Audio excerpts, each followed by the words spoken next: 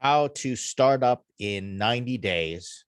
Pro tip number 3, start with Runway. And you're going to hear Runway said a lot if you are new to being a startup founder. Let me explain the basics. Startup Runway is pretty much when you're going to run out of cash. And it's an important metric to measure and something to always be aware of, because if you're the CEO of a startup, your number one job is to make sure your startup doesn't run out of money, or you don't run out of money. As Will and Ryan like to say in Startup Therapy Podcast, founders are the ones that run out of money. Startups don't run out of money, founders run out of money. So your number one job is to make sure that you don't run out of money. And your second job is to make sure you don't run out of money. And the implications of that and the responsibilities of that increase even further when you have investors, you have employees, and you're in full operation and you're generating revenue. And so typically what you see is runway expressed like, how much runway do you have before your plane has to take off, before you run out of runway and your plane can't take off anymore.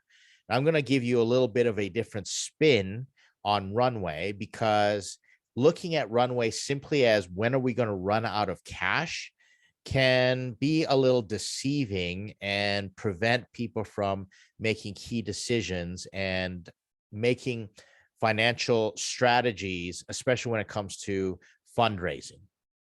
So typically what you're looking at, again, runway, simple calculation. Let's say you have $100,000 in the bank, and then you spend $10,000 a month. Well, then your runway equals 10 months. 10 months of runway. Pretty straightforward, because after 10 months, spending 10K a month, you're going to be spending 100K. You have no cash in the bank left. Now, runway is typically calculated as if you're not going to be making any money whatsoever. So something catastrophic happens, or maybe you're just not in the revenue generation stage. And if you only have $100,000 in the bank, even if you're generating money, you do the exercise like, say we have something happen where we can't make money, or we're going to do a pivot or what have you. Even if we were making money, technically we still only have 10 months of runway, and you want to be putting that money in the bank. And let's say you're making 10 grand a month. Well, you're going to stay at 10 months of runway every month, which is obviously a better place to be. And then runway shrinking down. So that's how you calculate runway, generally speaking. Typically, they advise that startups always have 12 to 18 months of runway. Okay. So 12 to 18 months of runway. And the reason for that is making those strategic decisions like planning. If you have less runway, the less runway you have, the more desperate you're going to be, and the harder it is to fundraise, because a lot of startups are in this growth mode and they're not going to be relying on revenue to extend the runway, because they're going to be spending more than that they have in the bank based on revenue, and they want investment funds because they're just trying to get that plane going as fast as possible so it can take off towards profitability. That's how that works.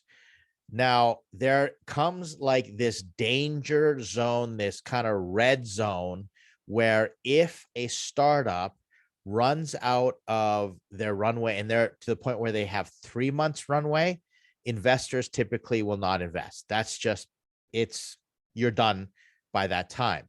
So that's the reason, starting the conversation about what do we do about a runway at 18 months, I like to trigger decisions at 12 months. I'm always thinking, if I have 18 months of runway, I'm thinking about it, I'm watching it, and I'm monitoring it. And as it gets closer and closer, at 12 months, I start making decisions such as cutting the burn rate, eliminating the overhead, making decisions, etc. And that's something that's really important. to understand, to be proactive as a founder and as a CEO of your startup. Here is the way that I like to look at Runway in terms of what do we need to spend to gain enough momentum so that we don't fall off a cliff and we fly upwards. And a lot of times startups are like launching a plane off a cliff and building the plane as it's careening down and it's about to crash. That's what it feels like. Well, if you've had enough runway to gain momentum, you can launch and then start making those crazy decisions and see if you can build that plane while it's flying and catch that wind and use that momentum to get you to your next milestone where you might be able to get some more runway and develop that momentum. So that's how that occurs. One of the fatal mistakes that I see early founders make is they spend runway that they don't have, or they count on runway that they don't have because they just assume they're going to fundraise and make enough money to launch that plane. And I think this is a serious mistake because I know founders, and you might be in this situation, that are 3 months away from having to shut down or get a job or do all these things, and they're really desperate. And now you're making very poor decisions. And it's not to say I haven't seen startups miraculously get out of that 3-month runway zone and, save that right before it hits the ground, pull up, and, you manage to get those engines going and you pull it up. But nobody's going to help you with that. Investors aren't going to come in. They're not going to want to bail you out, because by that time, they're pretty much thinking that you're going to spend the next 3 months just trying to crash the plane as gracefully as possible or salvage what you have left. Maybe you crash the plane early, shut things down, and you just, lay everybody off and you give everybody severance and what have you. And if you plan for investor money to give you runway so that you can develop that momentum and take off, well, you're playing a risky game. I'd rather see a founder take off and start to get that lift and then say, all right, we've got this flight going.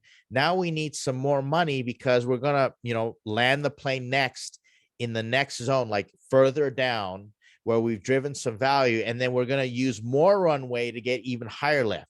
If that even makes sense, kind of like landing the plane so you can develop more momentum and then go. Maybe that's not the best analogy, but that's how I like to see it. Don't take investment until you've taken off. That would be ideal. Now, if you're absolutely sure and all signs are a go and you are just screaming down that runway, well, sure, investors are going to look at the velocity of your startup and they may invest. But again, there's still a high risk that you're never going to take off. So just getting enough flight, getting off that runway and starting to go up, that would be really helpful for your cause if you're raising money, especially if you're in that pre-seed seed stage. Get some lift going. So here's what you do is you take all the money that you have and all the money that you think you can make or that you've socked away, and you say, how much runway do I have to build velocity? And you start planning that way. So I'm going to give you just straightforward example. Let's use this same example of, $10,000. So I've got $10,000 in the bank, and I want to build an MVP. Well, instead of saying, okay, I'm going to build something and I know I'm going to spend $10,000 now and I know I'm going to need another 400,000 to finish the MVP and you're getting no lift. Well, that I don't think is a very, very smart thing to do, because you're going to leave yourself very vulnerable. And what happens if you invalidate your assumptions and your MVP doesn't come together in the $10,000 like before, and then you're going to try and raise another few $100,000 with nothing to show for it. In fact, I've challenged founders and they've said, well, I already spent $50,000. And I say, yeah, you spent $50,000 like unsuccessfully, like you haven't validated anything. What you've done is you've shown me that you know how to burn $10,000. That's all you've done. You haven't gotten to any point where you can actually show an investor that you have a valid metric or a valid way that you have validated. You've made your startup viable in the minds of the investor by showing some type of velocity, momentum, so that at least you have the promise of taking off. You're starting to get a little bit of lift. So then let's say you've got $10,000. You want to start thinking to yourself, what can I do with that $10,000 to get me that lift? And it might not be building the MVP, might not be sending it off to a dev shop for, the initial code or what have you. Maybe it's $10,000 on a landing page and ads to build up and get people to pre-buy your product. Maybe it's $10,000 in prototypes, free prototypes, where people then commit, or some type of freemium model, what have you. There are so many different things that you can do with $10,000. I say this all the time, and I'm going to be speaking about this in upcoming workshops about how to raise money when you're pre-product, pre-revenue, pre-traction. Well, for $65, you can get a pretty nice mobile friendly website with a CMS attached to it. You can just start testing with a membership area or a place to sign up for a newsletter, or even something like crowdfunding and getting people to pay ahead of time. There's so many different ways that you can start to use that $10,000 to get velocity going up, instead of actually building what you are going to think is sort of the final app. A lot of startups do not look like the way that they started in their mature stage. I'll give you an example. Groupon was a WordPress site, and they manually uploaded the first Groupon, which was, I believe, a bar that they like to go to at the bottom of their apartment or something like that. And that's all they did. So there's many ways that you can, I'm not going to say fake it. You can legitimately go out and see, can I get some velocity and momentum before I fall off this cliff? And that goes the same for mature startups as well. When you have more money in the bank, you're having the conversation earlier and saying, listen, we don't have to stay open for a year, but how can we use our runway to gain more velocity and momentum to get us to the next milestone, so we can prove, look at the lift that we've gotten, and talk to investors and say, all right, we've proven our investment thesis out. We've got predictable pathway or runway to profitability. We've got the flight, we're going. How about some more money? And that way the investors can make a very solid decision, and you've de-risked the investment by demonstrating what you can do with that money. So if you're going to start making 90-day plans, I say start with Runway. Start with a very sober analysis of your cash flow and of all the money that you got in the bank, and figure out, okay, if I could plan my runway for the most velocity to get some lift going in my startup, or at least more lift to get us to that next milestone, how would I spend my money? It's a great way to think about your startup and really energize and accelerate your 90-day plan. So let me know what you think. Talk to your startup advisor. If you're interested in starting a 90-day plan, I've got workshops coming up where we're going to work on our 90-day plans together. I hope this has been educational for you. And remember, think about that runway, and I'll see you in the next video here.